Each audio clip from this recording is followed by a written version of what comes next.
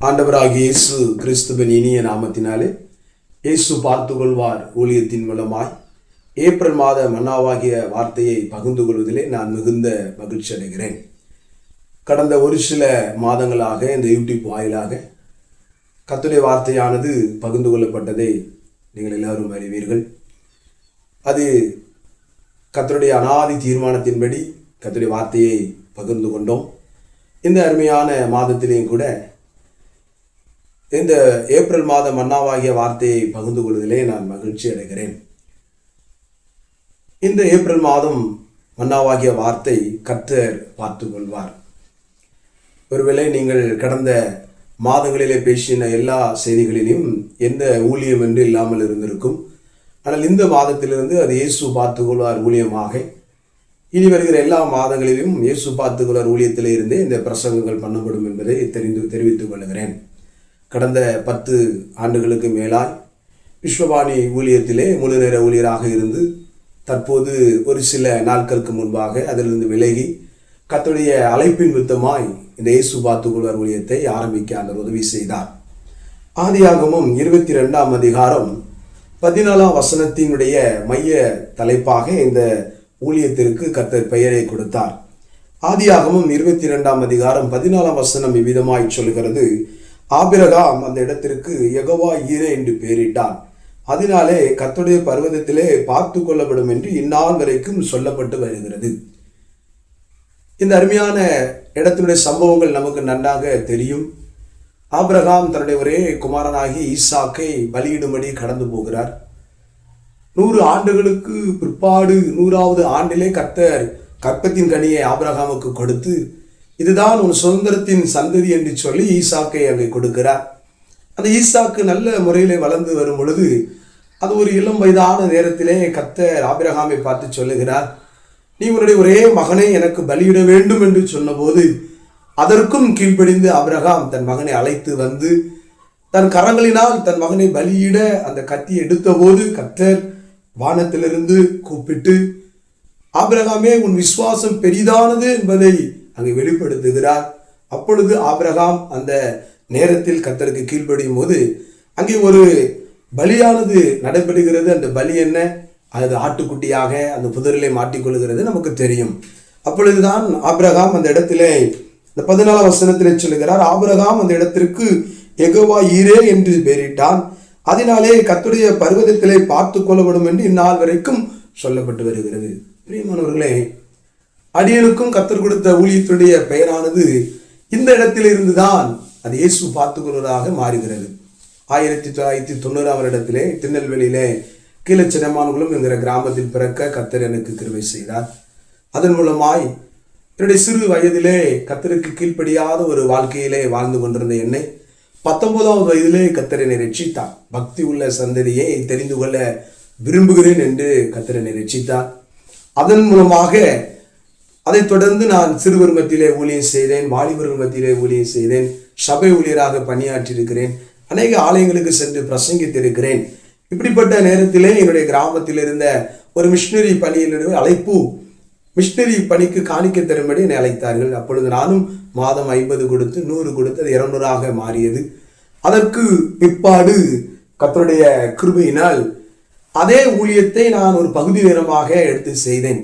என் கரங்களிலே 1000 ரூபாய் கொடுத்தாது அந்த நாட்களிலே 5000ஆய் மாற்றி கொடுக்க ஆண்டவர் உதவி செய்தார். அநேக மிஷினரி ஸ்தாபனங்களோடு பகுதி நேரமாக நான் ஊழியத்துக்கு கடந்து போக ஆண்டவர் எனக்கு உதவி செய்தார். பல நெருக்கங்கள் அந்த காலங்களில் இருக்கும்போது தான் கர்த்தர் இந்த வார்த்தை எனக்கு கொடுத்தார். நான் யூஸ் பண்ணிட்டு இருக்கிறேன் வாகனத்திலே, கிராமத்திலே யூஸ் பண்ண வாகனத்திலே யெகோவா ஈரே என்று எழுதியிருப்பேன். அப்பொழுதே கர்த்தர் இந்த வார்த்தையை கொடுத்தபடினால் நான் அந்த வார்த்தையை எப்பொழுதும் என் இதயத்தில் ஆழமாய் சிந்திப்பது உண்டு. அப்படி இருக்கும் காலத்திலே தனிப்பட்ட ஒரு ஊழியம் செய்ய வேண்டும் என்ற ஒரு எண்ணம் எனக்குள் ஓடினதானால் அதற்கு ஒரு பேஸ் எனக்கு இல்லாமல் இருந்தது. காரணம் என்னவென்றால் எந்த அனுபவமும் இல்லை. ஆனால் ஊழியம் செய்யணும், சபைகளை பிரசங்கித்த மாத்திரம் இருந்து விட்டால் என் ஊழியத்தின் அழைப்பு அது அல்ல. மிஷினரி பணியோடு இணைந்ததினாலே மிஷினரி பாரம் எனக்குள் அதிகமாய் கிடைத்தது. ஒரு முறை நான் பாம்பே ஊழியத்துக்கு கடந்து போயிருந்தேன். அப்பொழுது என்னுடைய தாத்தா எனக்கு ஒரு 1000 ரூபாய் கொடுத்தார்கள். நான் அந்த பணத்தை வாங்கினவுடன் திருநெல்வேலியில் வந்து இறங்கினவுடன் கிறிஸ்தவ புத்தக நிலையத்துக்கு சென்று 1000 ரூபாய்க்கு மிஷினரி வரலாறு புத்தகத்தை வாங்கி நான் வீட்டிலே வைத்து படித்தேன். இப்படிதான் என்னுடைய ஊழியமானது ஆரம்பமானது. அதோடு கூட தான் அந்த மிஷினரி ஊழியத்திலே 10 ஆண்டுகள் பணிபுரிந்து ஊழியத்தின் அனுபவங்களை கற்றுக்கொள்ள ஆண்டவர் உதவி செய்தார். சமீப நாட்களாக கர்த்தர் என்னை மிகவும் அழுத்தினபடினால் கர்த்தர் எனக்கு கொடுத்த அதே பெயரை அன்றைக்கு அது கர்த்தர் பார்த்துக்கொள்வராக என்னுடைய இருதயத்தில் இருந்தாலும் ஆண்டவர் அதற்கு ஒரு பிரதிபலான பெயர் தந்துதான் இயேசு பார்த்து கொள்வார். ஏன் அந்த பெயரை நான் ஆயத்தப்படுத்தினேன் என்று சொன்னால், கடந்து போகிற பாதைகளிலே அநேக போராட்டங்கள் பிரச்சனைகளை சந்தித்ததினாலே இனியும் கடந்து போகிற பாதைகளிலே ஊழிய வளர்ச்சி நிமித்தமாய் அநேக பாடுகள் வரும். ஆனாலும் அந்த இயேசு பார்த்துக்கொள்வார் வார்த்தை தான் என்னை இன்றைக்கு தேற்றுகிறது. பிரியமானவர்களே, ஆபிரகாம் ஒரு நெருக்கத்தின் நேரத்தில் நின்றான். தன் மகன், தனக்கு ஒரே மகன், அதை பலியிட வேண்டும். அவன் சுதந்திரவாளி என்றும் ஆண்டவர் சொன்னார். ஆனால் பலியிட கர்த்தரே கேட்கிறார். கர்த்தர் தான் கொடுத்தார், கர்த்தர் தான் கேட்கிறார். ஒருவேளை உங்களுடைய வாழ்க்கையில் இப்படிப்பட்ட சூழ்நிலை இருக்கலாம். ஆனால் நான் உங்களை பார்த்து சொல்லுகிறேன், கர்த்தர் உங்களை பார்க்கிறார். பிரச்சனை அவருக்கு தெரியும், போராட்டங்கள் அவருக்கு தெரியும், பாடுகள் அவருக்கு தெரியும். மனிதருக்கு தெரியாமல் இருக்கலாம், ஒருவேளை உறவுக்கு நண்பனுக்கு தெரியாமல் இருக்கலாம், கணவன் மனைவி கூட தெரியாமல் இருக்கலாம். ஆனால் கர்த்தருக்கு எல்லாம் தெரியும். அதனால் அவர் நம்மளை பார்த்து கொள்வார். பிரியமானவர்களே, அதனால தான் இந்த ஊழியத்துக்கு கர்த்தர் கொடுத்த அந்த வார்த்தை இயேசு பார்த்து கொள்வார். இந்த ஊழியத்துடைய தரிசனங்கள் என்னவென்று நான் பகிர்ந்து கொள்ள விரும்புகிறேன். ஏனென்றால் இந்த ஊழியத்திலே கர்த்தர் கொடுத்த உன்னத தரிசனம் 2 பகுதிகளாக கரங்களிலே கொடுத்திருக்கிறார். ஒன்று, இன்றைக்கு ஏழை எளிய பிள்ளைகள் நிறைய இருக்கிறாங்க, திக்கற்றோர் இருக்கிறாங்க, தாய் தகப்பனால் கைவிடப்பட்ட பிள்ளைகள் இருக்கிறார்கள், விதவைகள் இருக்கிறார்கள், மாற்றுத்திறனாளிகள் இருக்கிறார்கள், கண் தெரியாதவர்கள் இருக்கிறார்கள். அப்படிப்பட்டவர்களுக்கு அந்த காலங்களிலே மிஷனரிகள் கொடுத்து ஊழியங்களை நிறைவேற்றினார்கள்.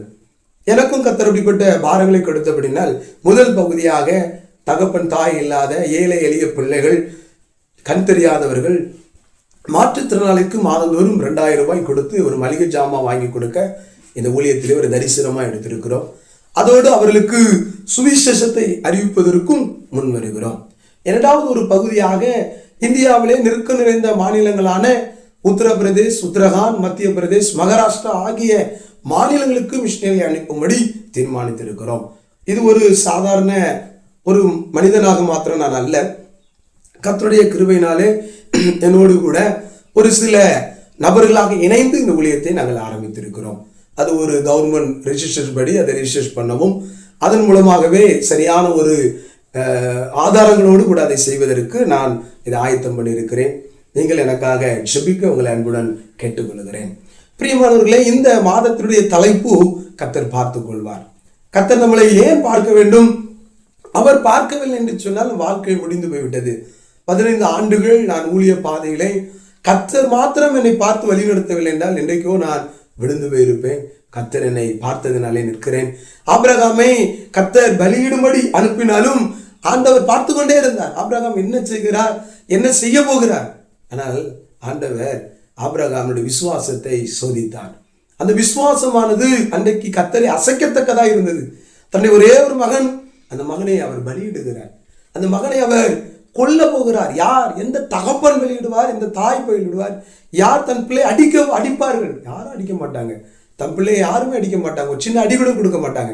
ஆனால் தனக்கு இருந்த சொந்த குமாரனை பலியிடும்படி கடந்து போனார். அது காரணம் அதல்ல, ஆண்டவராய் இயேசு கிறிஸ்துவானவர் உலகத்துக்கு வர வேண்டும், அது முன் அடையாளமாய் நடந்தது. ஆனாலும் ஆபிரகாம் அந்த இடத்துல வெற்றி பெற்றான். பிரியமானவர்களே, ஒருவேளை நம்முடைய வாழ்க்கையில நம்மளை யாரும் பார்க்காம இருக்கலாம், ஆனால் கர்த்தர் பார்க்கிறார், கர்த்தர் பார்த்து கொள்வார், இயேசு பார்த்து கொள்வார். பிரியமானவர்களே, உங்கள் வாழ்க்கையில் எந்த பாடு, போராட்டம், சோதனை இருந்தாலும், என் வாழ்க்கையில் அத்தனையும் வந்தாலும் இன்றைக்கு ஒரு ஊழியத்தை ஆரம்பிக்க கர்த்தர் உதவி செய்தார். இதை இயேசு பார்த்து கொள்வார். ஊழியத்துக்காக நீங்கள் ஜெபித்துக் கொள்ளுங்கள். தொடர்ந்து தொடங்கியிருக்கிற இந்த நிதியாண்டு முதல் கொண்டு வருகிற காலங்கள், ஆண்டுகள், அவருடைய வருகை வரையிலும் ஜீவனுள்ள நாளிலும் அவர் உண்மையாய் ஊழியம் செய்ய எனக்காய், என்னுடைய குடும்பத்துக்காய், 2 பிள்ளைகளுக்காக ஜெபித்துக் கொள்ளுங்கள். கர்த்தர் தாமே இந்த மாதத்தின் செய்தி ஆசீர்வதிப்பாராக. கண்களை மூடி நாம் ஜெபிப்போம். அன்பின் ஆண்டவரே, நன்றியோடுமை துதிக்கிறோம், ஸ்தோத்திரிக்கிறோம். அப்பா, அந்த இயேசு பார்த்து கொள்வார் ஊழியத்தை தொடங்க கர்த்தர் இந்த ஏப்ரல் மாதம் கொடுத்த நல்ல வாய்ப்புக்காய் ஸ்தோத்திரிக்கிறேன். இந்த ஏப்ரல் மாதம் மன்னாவாகிய வார்த்தையை கர்த்தர் பார்த்து கொள்வார். அப்போ ஆபிரகாம் அன்றைக்கு ஆண்டவரை பலியிட வரும் பொழுது ஆண்டவரை தன் மகனை அவனுக்கு நம்பிக்கை இருந்தது, நான் பலியிட மாட்டேன், கர்த்தர் எல்லாத்தையும் பார்த்துக்கிடுவார். அதனால தான் தன் மகனிடத்துல சொன்னார், ஆட்டுக்குட்டி அவர் பார்த்துக்கிடுவார். அன்றைக்கு நீர் ஆடை அந்த மலை தேசத்துல எங்கும் ஆட்டுக்குட்டி இருக்க வாய்ப்பு இல்லை, ஆனால் நீங்க கொடுத்தீங்க. அதனாலதான் ஆபிரகாம் யெகோவா ஈரே என்று பெயரிட்டார், கர்த்தர் பார்த்து கொள்வார். அப்பா, இந்த அருமையான வார்த்தையின் மூலமாகவும் அநேகர் வாழ்க்கையில அநேக பாடுகளோடு இருக்கலாம், உபத்திரங்களோடு இருக்கலாம், கண்ணீரோடு இருக்கலாம், போராட்டங்களோடு இருக்கலாம். ஆண்டவரே, அவருடைய எல்லா போராட்டங்களையும் நீங்க பார்த்துக்கொள்ளுங்கப்பா, பிரச்சனையை பார்த்துக்கொள்ளுங்க. ஆண்டவரே, நீங்க அவங்களை விடுதலை கொடுங்க, அவங்களை நீங்க ஆசீர்வதிங்க. இந்த வார்த்தையானது அநேகருக்கு பயனுள்ளதா இருக்கணும். இந்த ஊழியம் தொடங்குற இந்த நாள் ஆண்டவரே, இந்த மாதத்தின் முதல் நாள் ஆண்டவரே, இந்த ஏப்ரல் 1ஆம் தேதி கர்த்தாவே 2025 வருடம் ஆண்டவரே ஒரு ஆசீர்வதிக்கப்பட்ட நாளாய் இந்த ஊழியத்துக்கு அமையட்டும். அடுத்த நிதியாண்டு இதே தேதியில வரும்போது அநேக ஊழியக்காரர்களை எடுக்கவும், மிஷினரிகளை அனுப்பவும், ஆண்டவரே இந்தியாவிலே ஏழை எளிய பிள்ளைகளுக்கு கொடுத்து ஊழியத்தை நிறைவேற்றவும் உதவி செய்யுங்க. கர்த்தாவே, இந்த ஜெபத்தை கேட்டு பதில் தரப்படுறதுக்கு ஸ்தோத்திரம். இயேசு மூலம் ஜெபிக்கிறோம், ஜெபங்களும் நல்ல பிதாவே, ஆமென், ஆமென், ஆமென். பிரியமானவர்களே, இந்த ஊழியத்துக்காக நீங்கள் ஜெபியுங்கள். கர்த்தர் உங்களுடைய உள்ளங்களிலே ஏவுவாரானால் இந்த ஊழியத்தோடு இணைந்து மாதம் ஒரு கண் தெரியாத மாற்றுத்திறனாளி பிள்ளைகள், தகப்பன் தாய்க்கு விட்ட பிள்ளைகளுக்கு 2000 ரூபாய்க்கு மளிகை ஜாமான் வாங்கி கொடுக்குறோம். அதோடு வேத புத்தகத்தை கொடுக்குறோம். அதோடு கூட மிஷினரிகளை அனுப்புவதற்கு நார்த்தில் பிரயாசப்படுகிறோம். மத்திய பிரதேஷ், உத்தரப்பிரதேஷ் பகுதிக்கு நேராக மிஷினருடைய காரிய தகவல்களை தந்திருக்கிறார்கள். அங்கே மிஷினரிகள் ஆயத்தமாக இருக்கிறாங்க. அங்கேயும் நாம் மிஷினரிகளை அனுப்ப இருக்கிறோம். தொடர்ந்து நீங்கள் ஜெபியுங்கள், ஊழியத்தை தாங்குங்கள். கர்த்தர் உங்களை ஆசீர்வதிப்பாராக. கர்த்தரின் நாமம் மகிமைப்படுவதாக. ஆமென்.